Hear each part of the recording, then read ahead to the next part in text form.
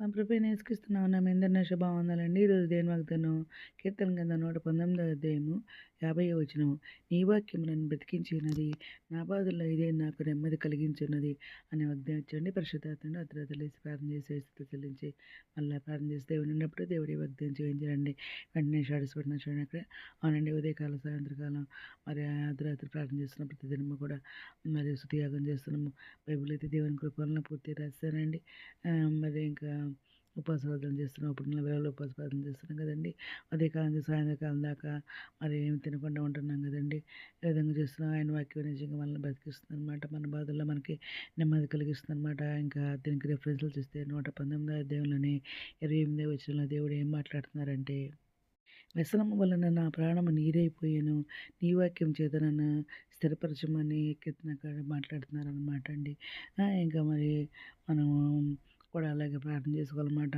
మన ప్రాణములు వ్యసనంతో ఏమన్నా నీరైపోతున్నాయా, ఆయన వాక్యం మనం బతికిస్తుందని, మనం స్థిరపరుస్తుందని చెప్తున్నారనమాట. ఇంకా 119 అధ్యాయము 92 వచనంలో దేవుడు ఏం మాట్లాడతారో చూద్దామండి.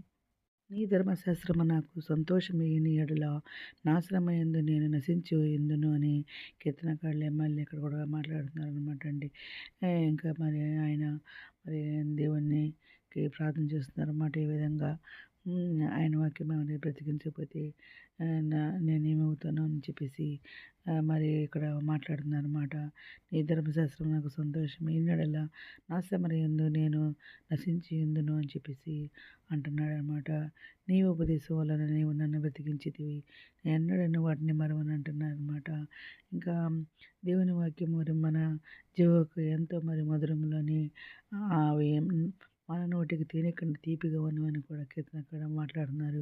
ఇంకా 119వ అధ్యాయంలోనే 105వ వచనంలో చూస్తే ఆయన వాక్యం మన పాదములకు దీపమును, మన త్రోవకు వెలుగునయ్యును అని చెప్పేసి కూడా దేవుడు చెప్తున్నారన్నమాట. ఇక్కడ ఈ విధంగా దేవుడు మరి ఆయన మన కష్టాల్లో ఈ వాక్యం ద్వారా పొందే ఓదార్పు మరియు నూతన జీవమును ఇది తెలియజేస్తుందన్నమాట. ఇంకా యెషయా గ్రంథము 40వ అధ్యాయం 29వ వచనంలో దేవుడు ఏం మాట్లాడుతున్నారంటే, సొమ్మసిల్లిన వారికి బలమిచ్చేవాడు ఆయనే, శక్తిహీనులకు బలాభివృద్ధి కలుగజేయవాడు ఆయనే అని చెప్పేసి దేవుడు మాట్లాడుతున్నారనమాట. ఇంకా దేవుడు సొమ్మసిల్లిపోయిన వారికి ఆయన అలసిపోయేవా నీకు బలం ఇచ్చేది నేనే అంటున్నారు.